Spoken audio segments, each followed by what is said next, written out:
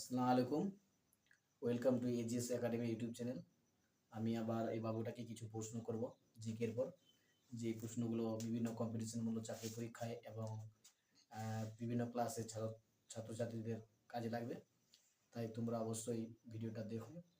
আর আমার এই ভিডিওগুলো যদি ভালো লাগে তোমাদেরকে, তাহলে অবশ্যই লাইক ও শেয়ার করবে আর সাবস্ক্রাইব করবে আমাদের চ্যানেলটা। আচ্ছা, তোমাকে যে প্রশ্ন করব, তুমি প্রশ্ন করার আগে কিছু বলতে চাও? না। আচ্ছা, প্রশ্ন করছি আমি। আমরা যে পৃথিবীতে বাস করি, এই পৃথিবীটাতে আমরা বাস করি, এই পৃথিবীর মধ্যে, এই পৃথিবীর একটা ছায়াপথের মধ্যে পৃথিবীটা আছে, ছায়াপথ বা গ্যালাক্সি। তো আমরা কোন গ্যালাক্সি বা ছায়াপথে বসবাস করি বলো তো? আকাশগঙ্গা। আকাশগঙ্গা, যেটাকে মিল্কি ওয়ে বলা হয়। Milky way. ওয়ে। আচ্ছা, এখান থেকে আর একটা প্রশ্ন করি, যে সূর্য যেটা আকাশগঙ্গা বা মিল্কি ওয়ে যেটা সূর্য আছে, সৌর পরিবার বলা হয়। গ্রহ নক্ষত্র গ্রহণপুঞ্জ সবাইকে নিয়ে সৌর পরিবার বলা হয়। এই সৌর পরিবারের যে গ্রহগুলো আছে, এই গ্রহগুলো সম্বন্ধে তোমার কিছু জানা আছে? সূর্যের কাছের গ্রহ নাম কি? বুধ। বুধ। আচ্ছা, নীল গ্রহ কোন গ্রহকে বলা হয়? পৃথিবী। পৃথিবীকে নীল গ্রহ বলা হয়। চলো, পৃথিবীকে নীল গ্রহ বলা হয়। আর এই গ্রহগুলো, আমাদের যে 8টি গ্রহ, কোনটার পর কোনটা আছে তোমার জানা আছে? আচ্ছা, ঠিক আছে, গুড। এখান থেকে আমি আর একটা প্রশ্ন তোমাকে করছি, গ্রহগুলোর উপর ডিপেন্ড করে। এই গ্রহগুলোর মধ্যে সবচেয়ে বড় গ্রহের নাম কি? বৃহস্পতি। বৃহস্পতি। শুক্র। মঙ্গলকে কি বলা হয়? লাল গ্রহ বলা হয়। মঙ্গলকে কি বলা হয়? লাল গ্রহ বলা হয়। এক বছরে আলো যে দ্রুত অতিক্রম করে তাকে বলা হয় এক আলোকবর্ষ। এক কি বলা হয়? আলোকবর্ষ। তো এই আলোকবর্ষটা আমি এখনই বললাম দূরত্বের একক। কিসের একক? দূরত্বের। যেভাবে আমি কিছু সেন্টিমিটার কিলোমিটার এগুলো মাপি, সেভাবে। এরপরে আমি প্রশ্ন করছি তোমাদের, যে সূর্য কি কি দিয়ে তৈরি? ধূলিকণা, হাইড্রোজেন, হিলিয়াম, এগুলো দিয়ে সূর্য তৈরি।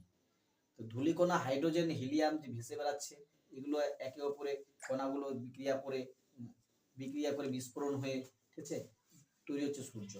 সূর্যের যে বাইরের অংশ, এই বাইরের অংশটার নাম কি? করোনা। আচ্ছা, এই করোনার তাপমাত্রা কত? 6000 degree Celsius. 6000 degree Celsius. Celsius.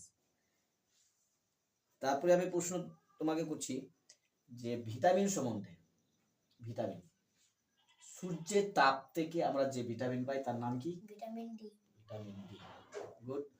আর এখানে বলতো রাতকানা রোগ হয় কোন ভিটামিনের অভাবে? Vitamin A. ভিটামিন এ এর অভাবে রাতকানা রোগ হয়। আচ্ছা বলতো, টক জাতীয় খাবারে কোন ভিটামিন থাকে? সি। Vitamin C. এখানে তুমি জানবে যে ভিটামিন সি টক জাতীয় খাবার পাওয়া যায়, যেমন আমলকি, ঠিক আছে, তারপরে কি পেয়ারা, বিভিন্ন টক জাতীয় খাবারে পাওয়া যায় কি ভিটামিন সি। দুধ থেকে দই হয়। দুধ থেকে দই হয়। তো দুধ থেকে যে দই হয়, দই টক, দইয়ে তাহলে কোন অ্যাসিড আছে? Lactic acid. Lactic acid. আচ্ছা, অ্যাসিড স্বাদে কি? টক। টক। অ্যাসিড স্বাদে কি? টক। টক। আচ্ছা বলতো, যে তরল পদার্থের গুণ মাপার জন্য একটা স্কেল চালু করেছেন, সেই স্কেলটার নাম কি? পিএইচ। কে চালু করেছিলেন?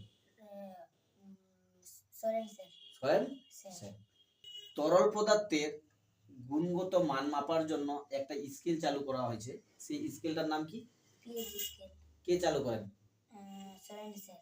বিজ্ঞানী সরেন সেন। আচ্ছা, পিএইচ স্কেলে কোনো তরল পদার্থের মাপ বা মান 7-এর যদি কম হয় তাহলে সেটা কি?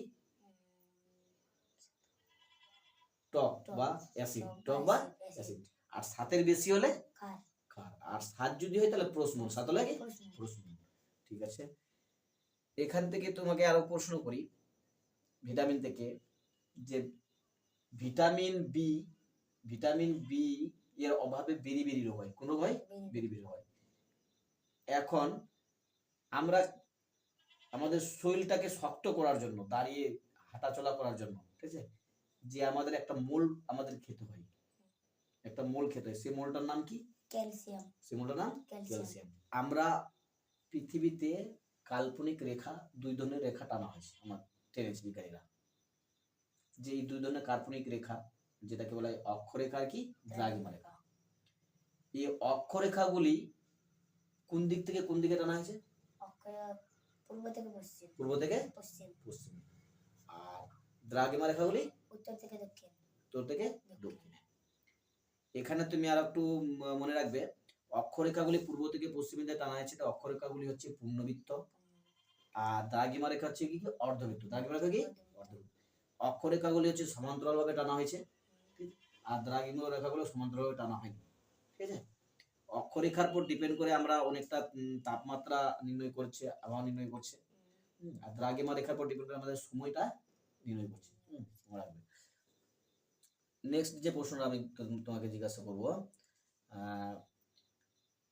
আমাদের যে ভারতবর্ষ আছে, এই ভারতবর্ষ দেশের রাজ্যগুলো সবচেয়ে জনঘনত্ব বেশি কোন রাজ্যে বলো তো? বিহার। বিহারে। আর জনঘনত্ব কম কোন রাজ্যের? অরুণাচল প্রদেশ। কোন রাজ্যের? অরুণাচল প্রদেশ। আর জনসংখ্যা যদি বেশি বলা হয় তাহলে কোথায় হবে? উত্তরপ্রদেশ। উত্তরপ্রদেশ। তোমার সিলেবাস থেকে একটু বলি, পরিবেশ বিজ্ঞান থেকে।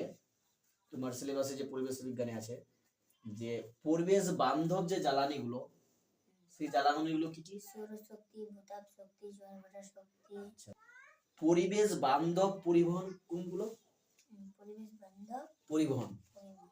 সাইকেল, তারপরে মোটরসাইকেল। না, মোটরসাইকেল কি করে হয়? রিক্সা। সাইকেল, রিক্সা, ট্রাম। ট্রাম ট্রাম চালাচ্ছে না, ঘোড়া গাড়ি ট্রেনে ট্রাম চালাচ্ছিল আগে। ট্রাম, রিক্সা, সাইকেল এগুলো হচ্ছে কি পরিবেশ বান্ধব। আর আমাদের যেগুলো মোটরসাইকেল, বিভিন্ন গাড়ি, এগুলো থেকে কি পরিবেশ দূষণ ঘটায়। পরিবেশ দূষণ, পরিবেশ বান্ধব নয়। তো আমাদের বেশি বেশি করে সবাইকে পরিবেশ বান্ধব জ্বালানি পরিবেশ বান্ধব জ্বালানি ব্যবহার করা উচিত। তারপরে পরিবেশ বান্ধব পরিবহন চালু করা উচিত। যেভাবে এখন পরিবেশ বান্ধবের মধ্যে টোটো চলে এসছে। টোটো যদি ডাইরেক্ট দূষণ ঘটায় না, ইনডাইরেক্ট দূষণ ঘটায়, তবু পরিবেশ বান্ধব বলা চলে। তারপরে আমি তোমাকে প্রশ্ন করি যে জলের মধ্যে কি কি অণু থাকে? জল তৈরি হচ্ছে কি কি দিয়ে? অক্সিজেন এবং হাইড্রোজেন। অক্সিজেন এবং হাইড্রোজেন। অক্সিজেন এবং হাইড্রোজেন। আচ্ছা বলো তো, যে সালোক সংশ্লেষ কারা করতে পারে, প্রাণীরা না উদ্ভিদরা? উদ্ভিদরা। সব উদ্ভিদ কি করতে পারে? না। আচ্ছা, কোন উদ্ভিদ করতে পারে? যারা সবুজ। যারা কি সবুজ। আচ্ছা, এখানে একটা প্রশ্ন বলি যে উৎপাদক কারা? উৎপাদক সবুজ উদ্ভিদরা। সবুজ উদ্ভিদরা উৎপাদক, যেহেতু ওরা খাদ্য তৈরি করে। আর খাদক কারা? আমরা হচ্ছে খাদক। আমরা হচ্ছে প্রাণীরা হচ্ছে খাদক। যেহেতু উৎপাদকের তৈরি, আমরা গাছ মানে গাছের বিভিন্ন অংশ খেয়ে থাকি, খেয়ে জীবন রক্ষা করি। এবং কি আমরা যদি পাঠা বা খাসির মাংস খাই, তো খাসি কাকে খাই? গাছের উদ্ভিদ সব জিনিস খাই, সেই জন্য বেঁচে থাকে। সেই জন্য হচ্ছে কি আমরা হচ্ছে খাদক, আর সবুজ উদ্ভিদ হচ্ছে কি উৎপাদক। ঠিক আছে। আর বিয়োজক বলতে বোঝায় ব্যাকটেরিয়া, ভাইরাসদেরকে বলা হয় কি বিয়োজক। এরা কি করে হজম করে, যেভাবে কি একটা ইঁদুর যদি মরে যায় সেটাকে পচাতে সাহায্য করে, সেখানে সারে পরিণত করতে সাহায্য করে। তো এগুলো আমাদের জানতে হবে, এগুলো না জানলে হবে না পরিবেশের শুনে। আচ্ছা বলতো, পরিবেশে উদ্ভিদ সালোক সংশ্লেষ বিক্রিয়া ঘটায়। সালোক সংশ্লেষ বিক্রিয়া ঘটিয়ে কোন গ্যাস দেয় আমাদের? অক্সিজেন। আর কোন গ্যাস পরিবেশ থেকে কমায়? Carbon dioxide. এই কার্বন ডাইঅক্সাইড হচ্ছে প্রধান গ্রিন হাউস গ্যাস, জানো তো? তাহলে প্রধান গ্রিন হাউস গ্যাস, এই গ্রিন হাউস গ্যাসকে মানে পরিবেশ থেকে ব্যালেন্স ঠিক করে কমিয়ে দেয়, যেটা হচ্ছে কি উদ্ভিদ। কে দেয়? উদ্ভিদ। সবুজ উদ্ভিদ। আচ্ছা, এখান থেকে একটা প্রশ্ন তোমাকে আরো বলি যে এই সবুজ উদ্ভিদ, ঠিক আছে, আমাদের কি দেয়? খাদ্য দেয় বলে ওরা কিন্তু উৎপন্ন করে, সেজন্য ওরা উৎপাদক, আর আমরা হচ্ছে কি খাদক। সবুজ উদ্ভিদ থেকে কি খাদ্য ছাড়া কি অন্য কিছু পাওয়া যায় না? উদ্ভিদ থেকে কি কি পাওয়া যায় বলো তো? কাঠ, ওষুধ, জ্বালানি, আসবাবপত্র সব পাওয়া যায় না? তাহলে আমাদের উদ্ভিদ নির্ভর আগে যখন প্রাচীন যুগে মানুষের বসবাস জায়গা কোথায় ছিল? গুহাতে ছিল। গুহার পর কোথায় মানুষ শিকার করতে শিখলো? আস্তে আস্তে বনে যেতে শিখলো। তারপরে গাছের পাতা পরে, তারপরে কি গাছের ঠাল দিয়ে ঘর বাড়ি বানাতে শিখলো। গাছই তো মানুষের নির্ভর ছিল, গাছের উপরে ডিপেন্ড করছিল। আগে তো ফসল তৈরি করতে পারতো না, গাছের ফলমূল খেয়ে থাকতো। এখন কিন্তু আমাদের পৃথিবীতে আমরা যত এই নগর কলকারখানা তৈরি করছি, বিজ্ঞানের যুগ এসছে, বিজ্ঞানের বিভিন্ন চাহিদা পূরণ করার জন্য আমরা কি বন কেটে ফেলছি। এটা বন কেটে ফেলা উচিত নয়। তাহলে আমাদের এভাবে করে মানে বনকে আমাদের পরিবেশকে টিকে রাখতে গেলে বনকে টিকে রাখতে হবে। আর বন টিকে থাকলে কি বিভিন্ন জীব টিকে থাকবে, তাহলে আমাদের পরিবেশের ভারসাম্য রক্ষা হবে। কি হবে? ভারসাম্য রক্ষা হবে।